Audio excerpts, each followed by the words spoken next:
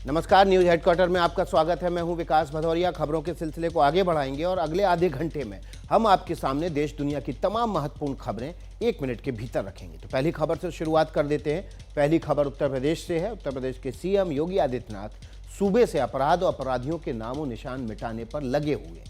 तो अपराधियों के हौसले कितने बुलंद हैं, इसका एक वीडियो शामली से आया है। रिपोर्ट देखिए। गिनते जाइए, आप गिनते गिनते थक जाएंगे, लेकिन इनकी पिस्टल से निकलने वाली गोलियां नहीं रुकने वाली।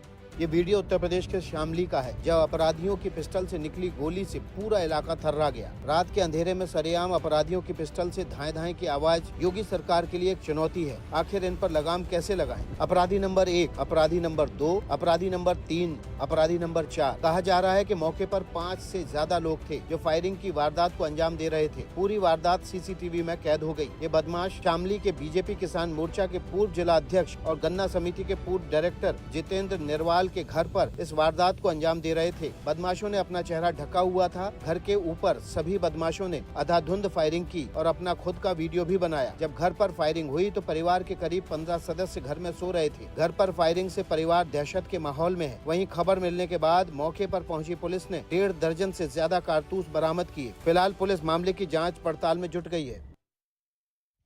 अब आपको एक दिल दहला देने वाली खबर महाराष्ट्र के नासिक से दिखाते हैं, जब एक मासूम कार के पहिए के नीचे आ गया और परिवार में मातम पसर गया। 1, 2, 3, 4 और फिर जो हुआ उसका पूरा वीडियो हम नहीं दिखा सकते। विभत्स और दिल दहला देने वाली तस्वीर। मासूम चलती कार के पहिए के नीचे आ गया और उसकी मौत हो गई। ये पूरा वीडियो महाराष्ट्र के नासिक के होटल एक्सप्रेस का है, जब हादसे का पूरा वीडियो सीसीटीवी में कैद हो गया। वीडियो में आप देख सकते हैं कि 5 साल के मासूम बच्चे के पिता फ़ोन पर बात कर रहे हैं। तभी इस काले रंग की कार की होटल परिसर में एंट्री होती है। कार आगे बढ़ रही होती है, तभी एक बच्चा दौड़ता हुआ कार के आगे आ जाता है। फिर वो हो गया जो कभी नहीं होना चाहिए था। काले रंग की इनोवा कार ने बच्चे को कुचल डाला। बच्चे को तुरंत अस्पताल में भर्ती करवाया गया, जहाँ डॉक्टरों ने उसे मृत घोषित कर दिया। घटना के बाद मौके पर मौजूद लोगों ने कार ड्राइवर से मारपीट भी की और आरोप लगाया कि ड्राइवर कार नशे की हालत में चला रहा था। फिलहाल पुलिस ने मामला दर्ज कर लिया, मामले की जांच में जुट गई है।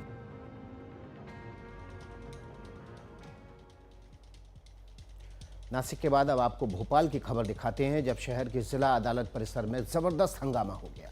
कोर्ट परिसर में ही लव जिहाद का आरोप लगाकर एक शख्स की जमकर पिटाई कर दी गई। रिपोर्ट देखिए। दे दनादन, जमकर मारपीट, खूब चले लात घूसे, ना कानून का खौफ, ना पुलिस का डर। ये हैरान करने वाला वीडियो भोपाल के जिला अदालत परिसर का है, जो सवाल भी खड़े करता है कि क्या किसी के साथ कोर्ट की दहलीज में इस तरह की हरकत की जा सकती है। दरअसल भोपाल कोर्ट में उस वक्त हंगामा मच गया जब एक शख्स पर लव जिहाद का आरोप लगाकर कुछ हिंदूवादी संगठन के लोगों ने जमकर पिटाई कर दी। नरसिंहपुर से मुस्लिम युवक हिंदू लड़की को कोर्ट लेकर पहुंचा था। हिंदू युवती के साथ मुस्लिम युवक कोर्ट में शादी के लिए पहुंचा था। जब इस शादी की जानकारी हिंदूवादी संगठनों को लगी तो उन्होंने युवक की जमकर पिटाई कर दी। पुलिस लड़का और लड़की को नगर थाने लेकर पहुंची। महिला कांस्टेबल ने लड़की के बयान लिए। लड़की ने कहा कि वो मुस्लिम लड़के को चाहती है, इसलिए शादी के लिए अपनी मर्जी से कोर्ट आई है। डरा धमकाकर नहीं लाया गया है। सवाल ये कि आखिर हिंदू संगठन के लोगों को कानून अपने हाथ में लेने का अधिकार किसने दिया? क्या वाकई में ये लोकतंत्र है जहाँ लोग अपनी मर्जी से कोई भी फैसला कर सकते हैं? और अब बात उत्तर प्रदेश के बरेली की, जब एक फैक्ट्री में हुए जोरदार धमाके से इलाके में सनसनी मच गई, जबकि 2 घरों का चिराग इस धमाके में बुझ गया।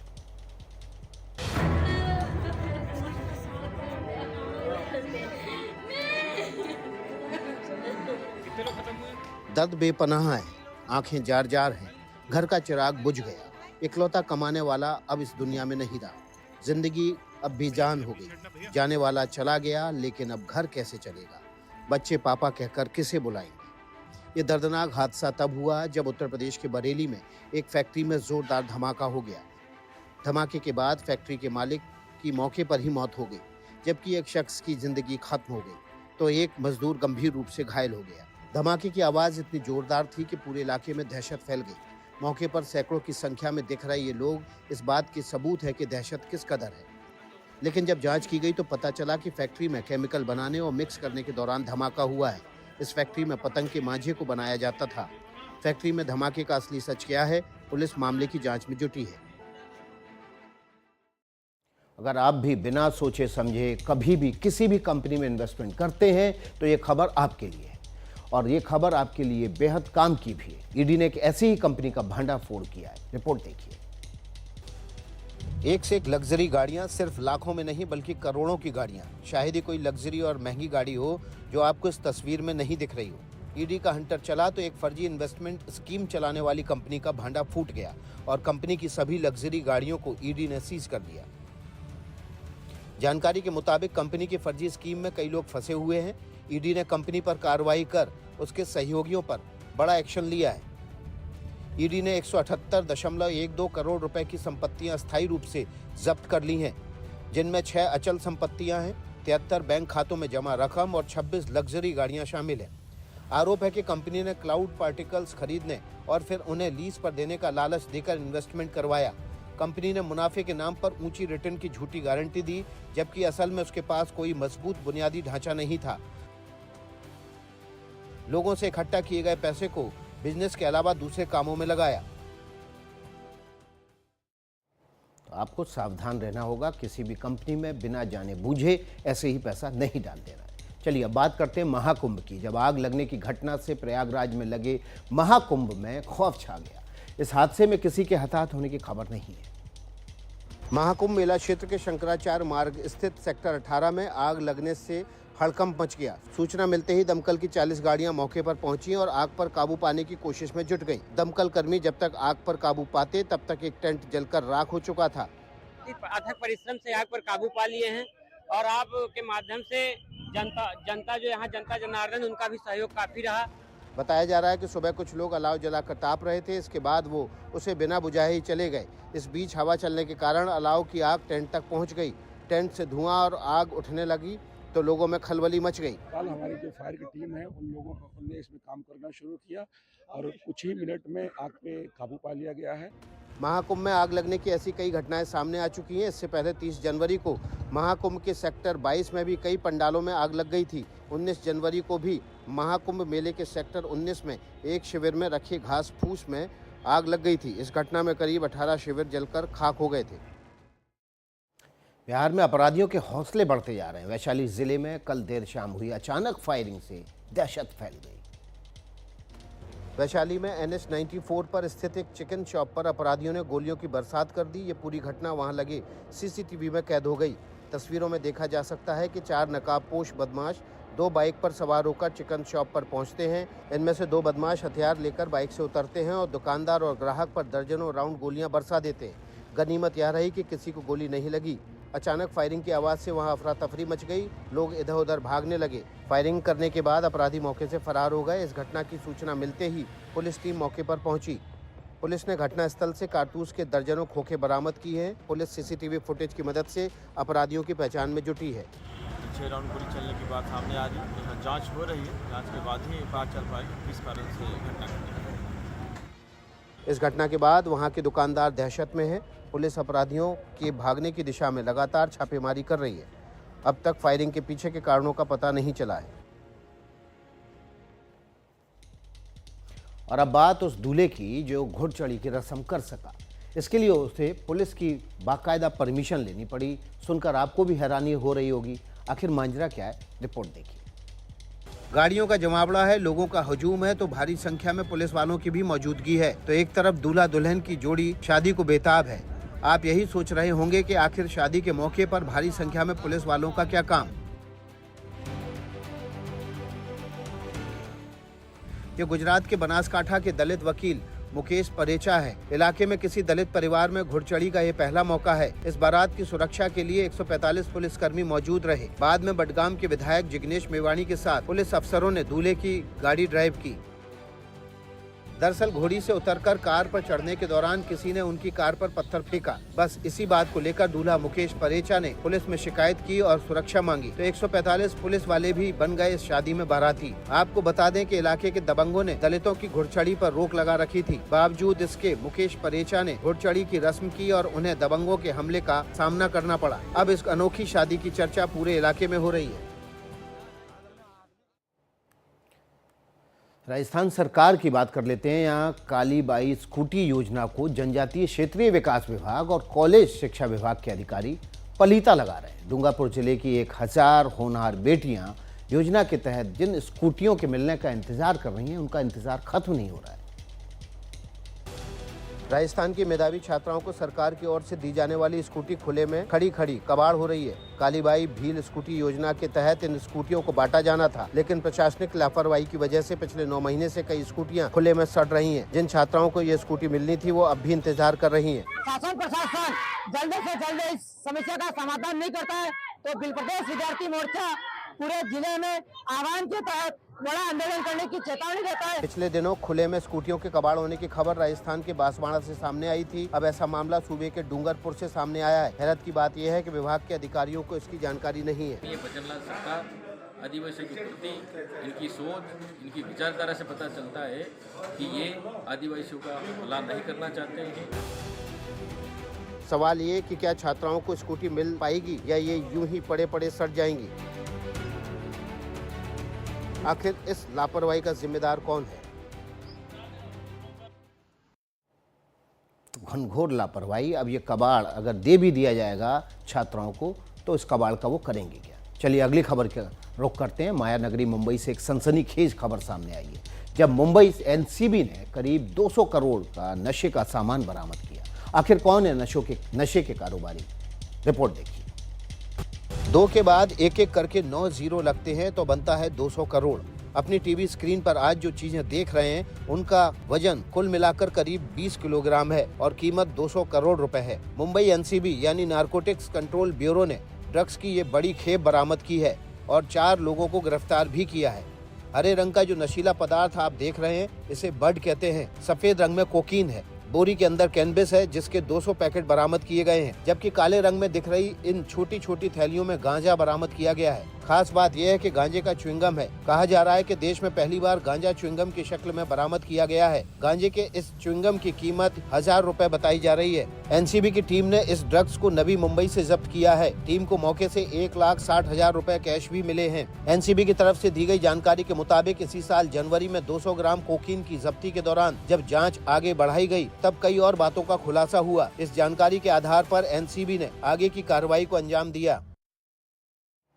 दिल्ली की जंग में कौन बाजी मारेगा, ये तो कल पता चलेगा, लेकिन उससे पहले आम आदमी पार्टी और बीजेपी में जुबानी जंग छिड़ गई है। अरविंद केजरीवाल ने बीजेपी पर अपने विधायकों को खरीदने का आरोप लगाया है। एग्जिट पोल के अनुमानों के बीच बीजेपी हो या आम आदमी पार्टी, दोनों को लगता है कि जीत तो उनको ही मिलेगी, लेकिन असली रिजल्ट के लिए कल तक इंतजार करना होगा।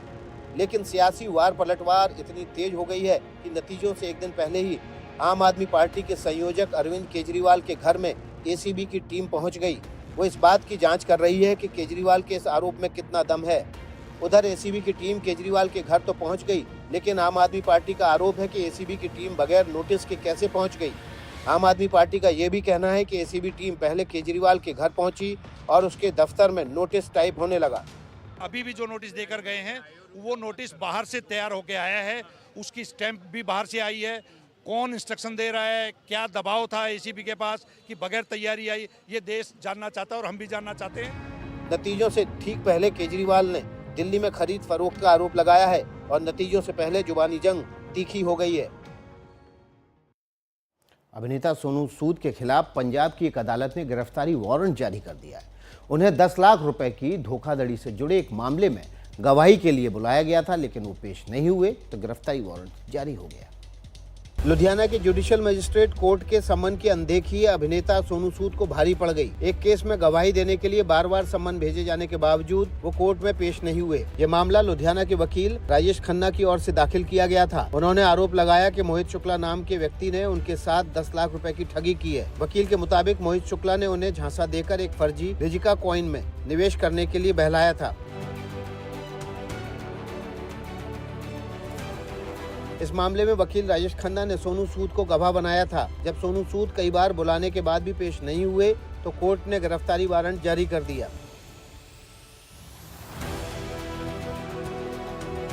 ये वारंट मुंबई के अंधेरी पश्चिम में ओशिवारा पुलिस स्टेशन को भेजा गया है, जिसमें उन्हें अभिनेता सोनू सूद को गिरफ्तार करने और अदालत में पेश करने का निर्देश दिया गया है।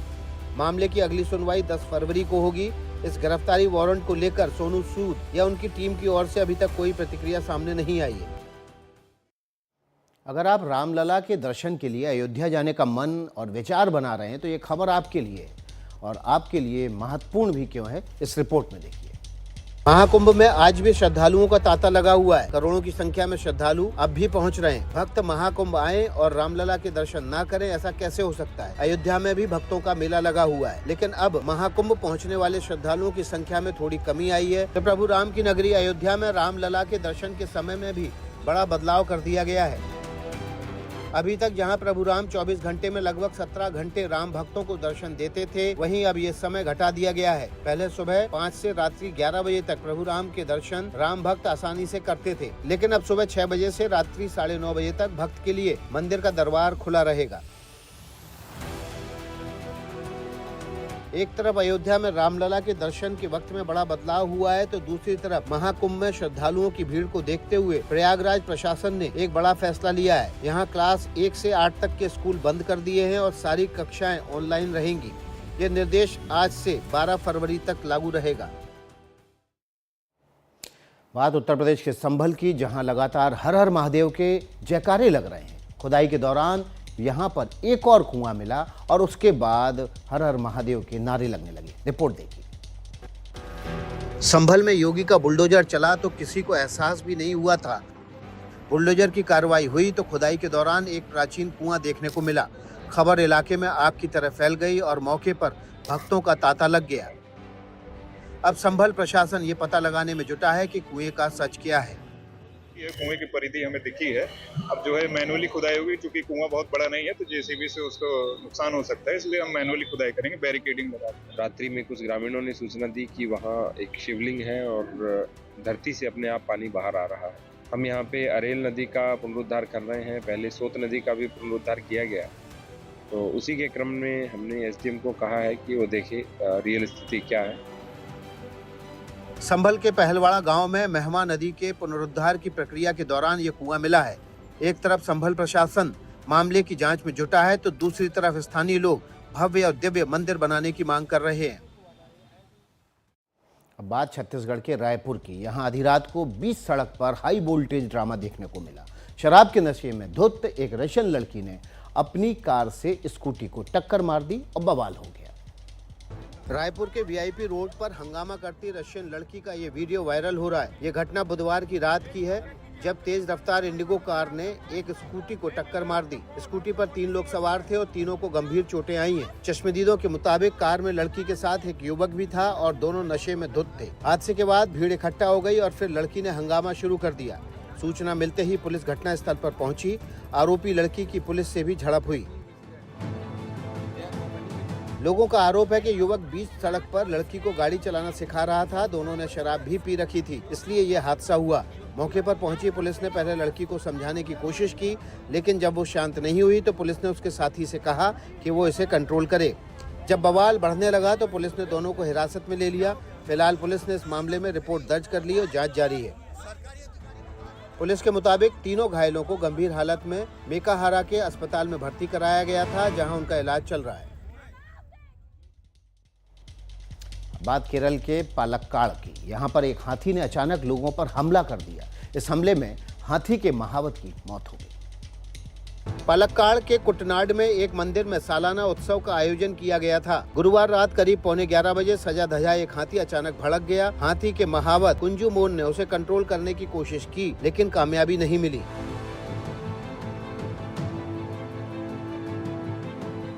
हाथी ने पहले महावत कुंजू मोन को कुचला। इसके बाद मंदिर के आसपास बनी दुकानों और वहां पर खड़ी गाड़ियों को भी भारी नुकसान पहुंचाया। इस बीच हाथी के महावत को वहां से उठाकर तुरंत अस्पताल ले जाया गया, लेकिन तब तक उसकी मौत हो चुकी थी।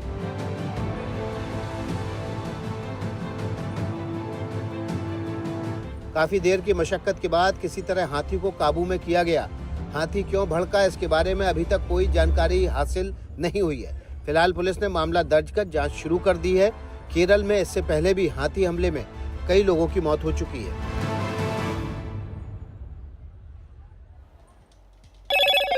हेलो मोटो। Motorola, India's leading 5G smartphone brand. वक्त है Motorola video of the day का।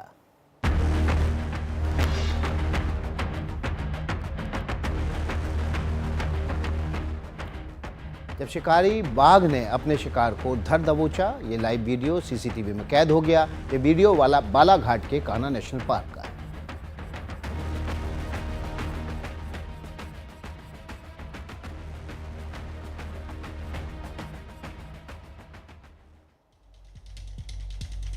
मेरे साथ न्यूज हेडक्वार्टर में इतना ही। आगे भी खबरों का सिलसिला जारी रहेगा। कल फिर मुलाकात होगी।